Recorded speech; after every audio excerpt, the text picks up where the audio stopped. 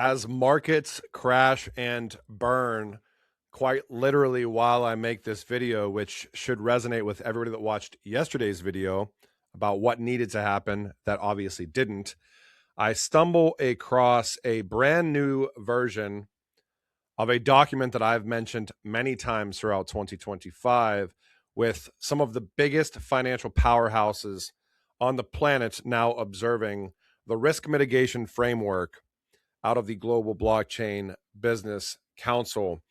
I'm going to hop right in, and I guess I'll start with markets. We also have Hedera and McLaren. We also have institutional DeFi on XRPL, scaling real-world finance with XRP at the core. We also have an interview I have coming up with the CEO of R3 for Internet Capital Markets. And for those not aware, R3 is essentially chose Solana mid to tail end of last year for all of their kind of integration needs. And Corda, I believe, Corda Settler is going to start bridging across public networks on Solana at some point this year. I want to start here because obviously everybody's watching this. I talked about what needed to happen as far as where we needed to hold as far as Bitcoin was concerned. Obviously, that didn't happen. Bitcoin's sitting right now $63,436. But I don't want to spend too much time on this because doom and gloom is not what we do on this channel, and everything is looked at as an opportunity. I want to zoom out on the monthly chart and basically paint a picture. Obviously, you're not going to catch a bottom.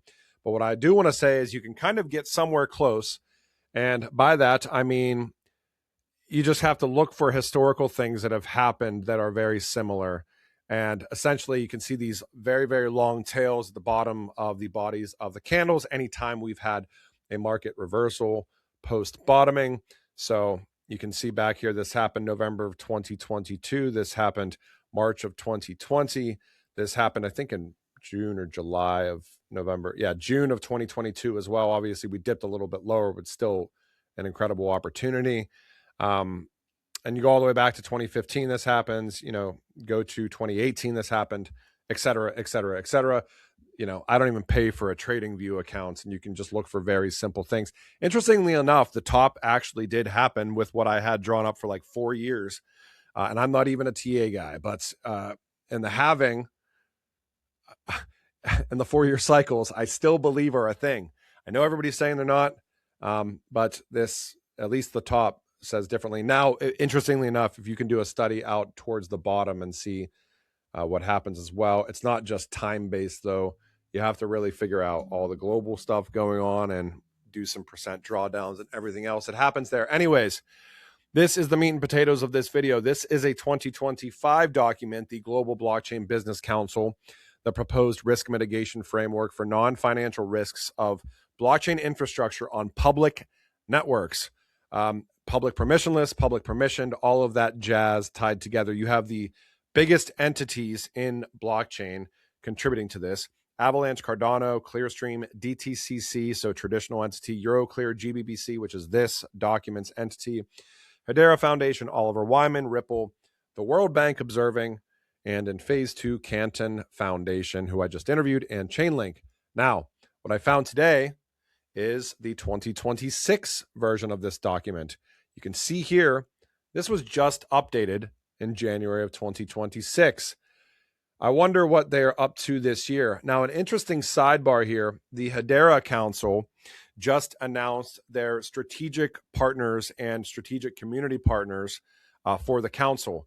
I will give a soft Genfinity plug. We are a strategic community partner, but the only strategic, or the first, I should say, strategic partner through the business lens and the institutional lens is the Global Blockchain Business Council. They sit directly alongside the Hedera Council now. They are not on the council, but they sit alongside as a strategic partner. Now, this 2026 version adds some interesting entities for core contributors, and I'm more interested in the traditional entities, adds a bunch of interesting entities as observers. As I showed previously, the World Bank was the only observer. Now, in 2026, Now, I recommend you guys look into how big some, especially from the banking entity and clearing and settlement, some of these entities are. Asian Development Bank being one of those. ADB, absolutely massive. I remember deep diving ADB back in 2020, 2021.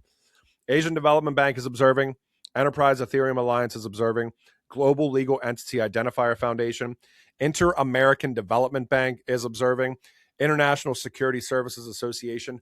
Moody's Ratings is observing. SWIFT is observing. The World Bank is still here. They are the only one that was carried over from 2025. Nobody else was even observing. Now you have all these.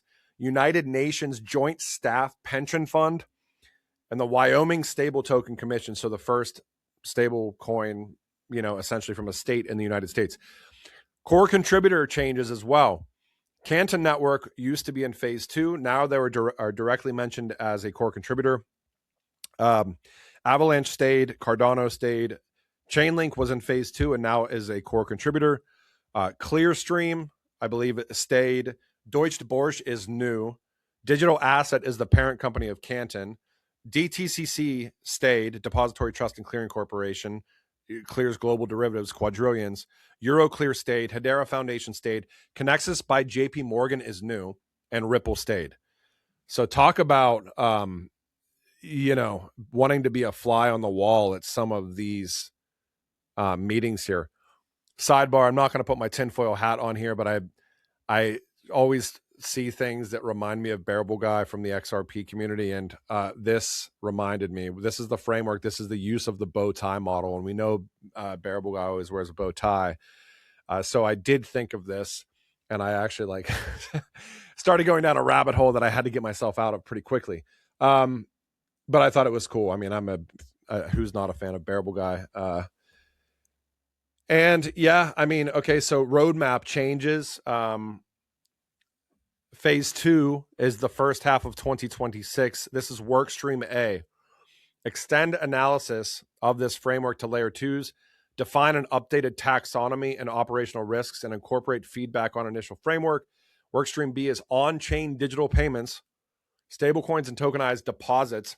I've been talking about that on this channel, tokenized deposits, for literally probably a year and a half, and just seeing it kind of across the mainstream the past handful of months. Further analysis and operational resilience and payment rails.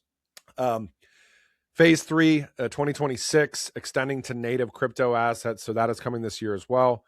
Updating framework from phases 1 and 2. Benchmarking the risk mitigation framework to real world use cases as well. You can find this document. This is a publicly accessible document. This is cool. Arrow McLaren IndyCar team in the limelight. I don't know if you can hear audio on this. I hope it's not too loud if you can, but I'll play this real quick. And interesting Hedera branding location. It's 30 seconds, so we'll watch it.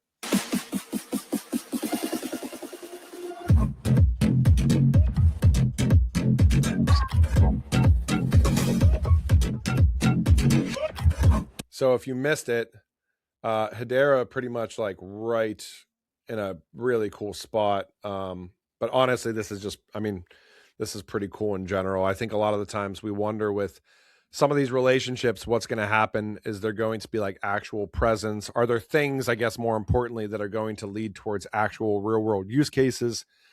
And so on and so forth. But I thought this was a really cool announcement. This came out last night. We have a speech from Chairman Atkins on the U.S.-European Capital Markets Cooperation. This brings me back to the transatlantic financial architecture that is very apparently happening. This is tokenization across America and the EU, but I won't bore you with Paul Atkins' stance. Basically, this is talking about SEC's Project Crypto and coordinating across jurisdictions.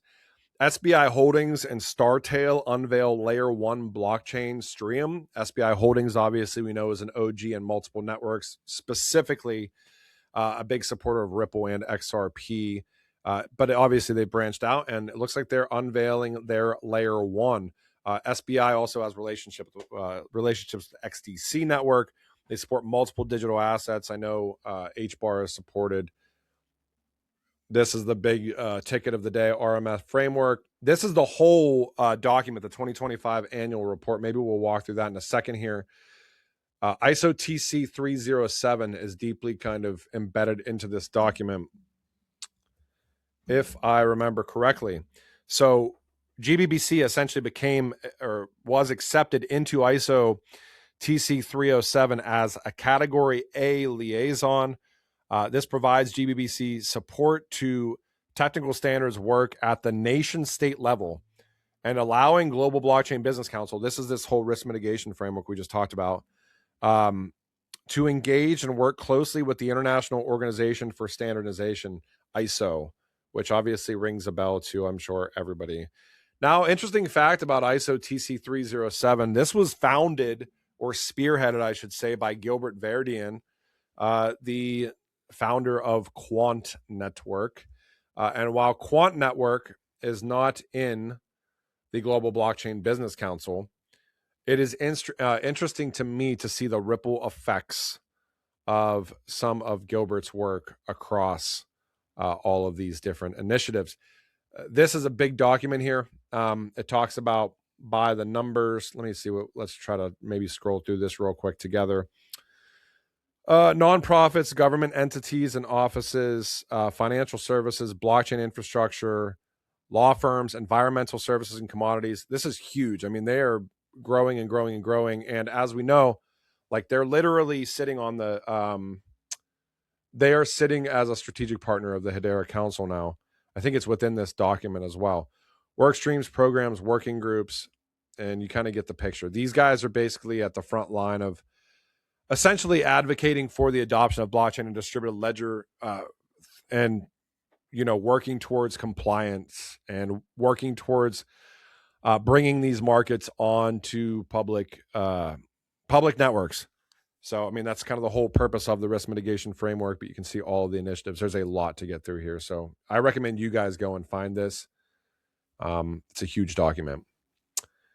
Hedera Council welcomes GBBC as first strategic partner. We mentioned that. Institutional DeFi on XRPL.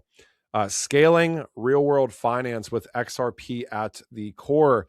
Now, I also want to note here, the XRP tipbot for you OGs in XRP community, that is live again or going live again very soon. Vitsa Vind just put out a post, XRPL Labs.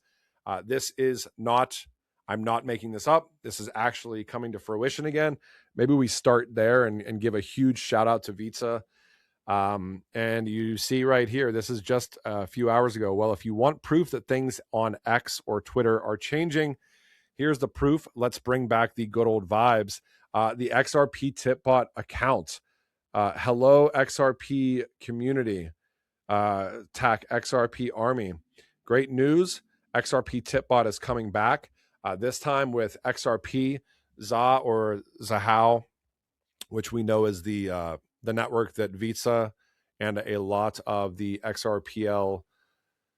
Oh gosh, I'm too much information flowing through my head at once. A lot of the Sum and Salmon team, XRPL Labs, certainly working on Zahao as well. And every issued token on XRPL and Zahao. That is freaking crazy. I think that's the biggest part of this announcement here is essentially, if this comes to fruition, being able to tip people in any issued token on XRPL or Zahao. That is a huge, huge thing for adoption, because then essentially you're leveraging the best of these networks directly on an application that you're already using, like X or Twitter.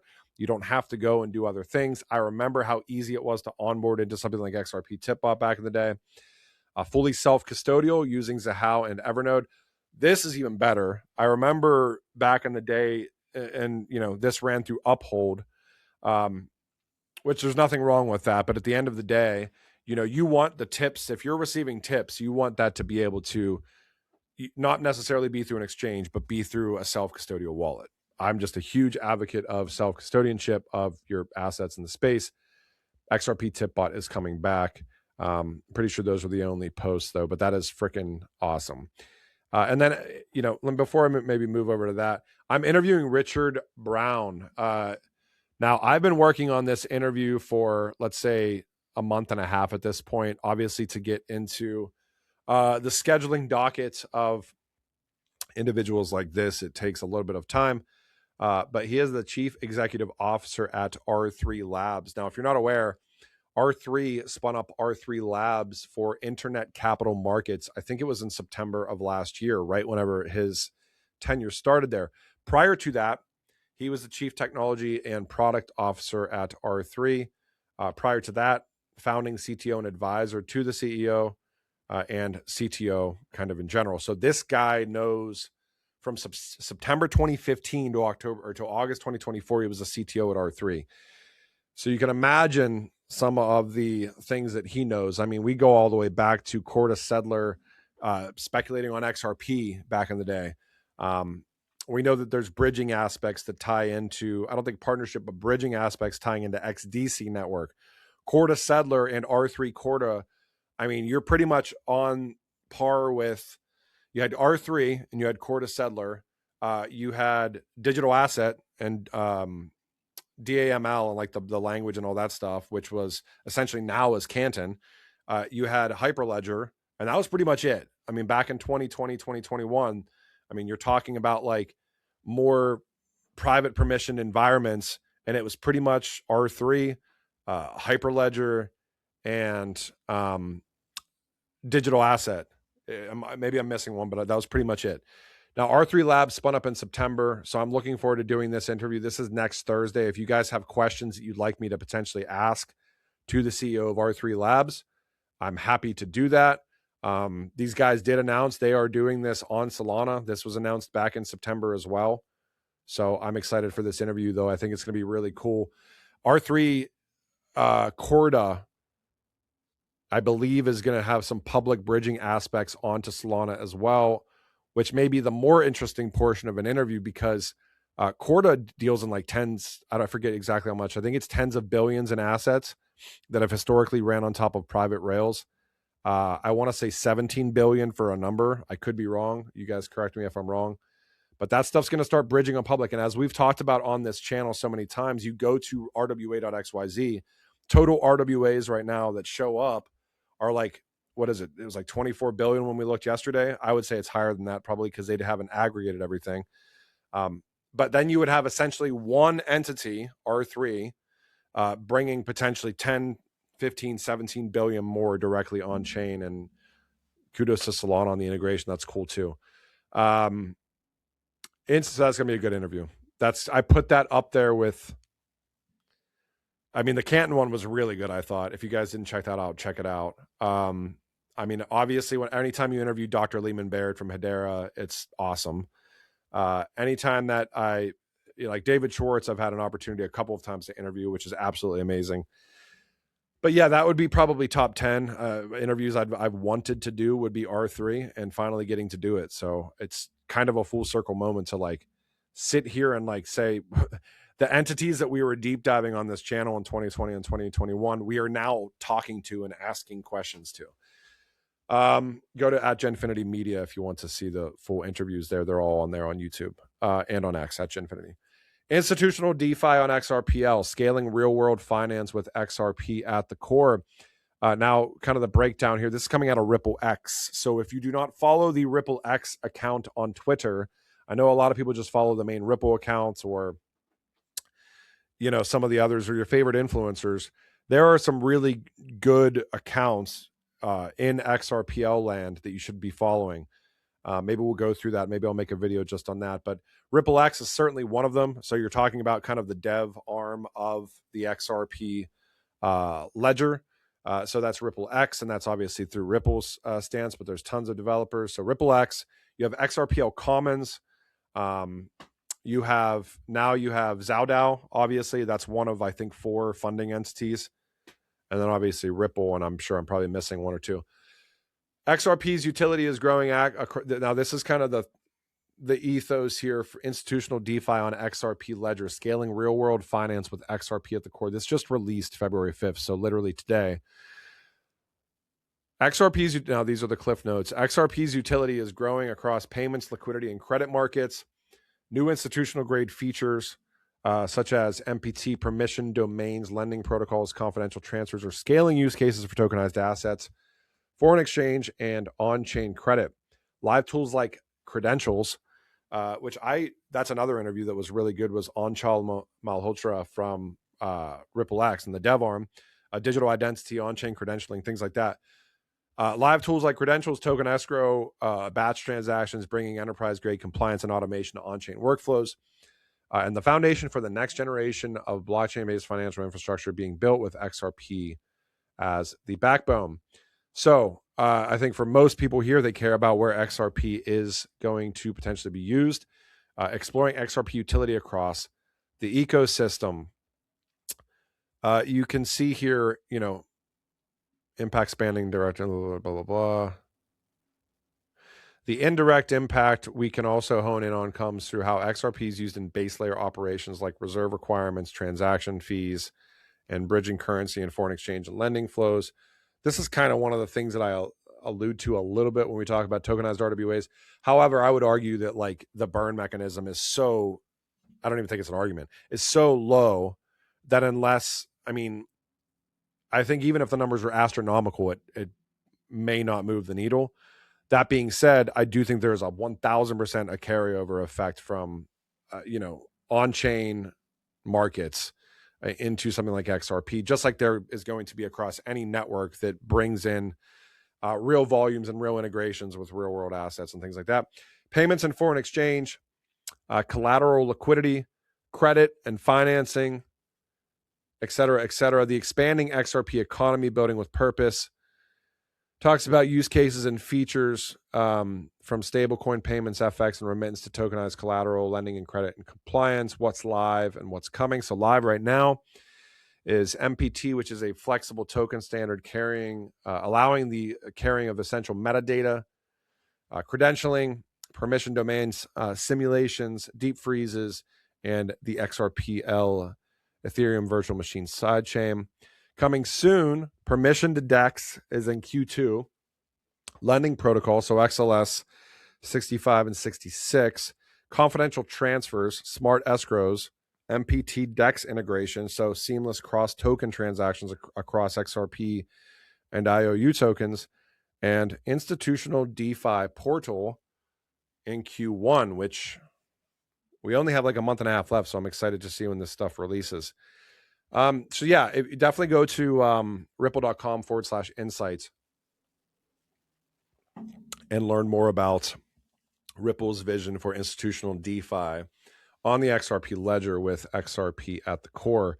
So from Bitcoin crashing all around us to Arrow, McLaren, Indy, and Hedera, to Ripple's vision for institutional DeFi, to I'm really looking forward to this interview with the CEO of R3 Labs and Internet Capital Markets.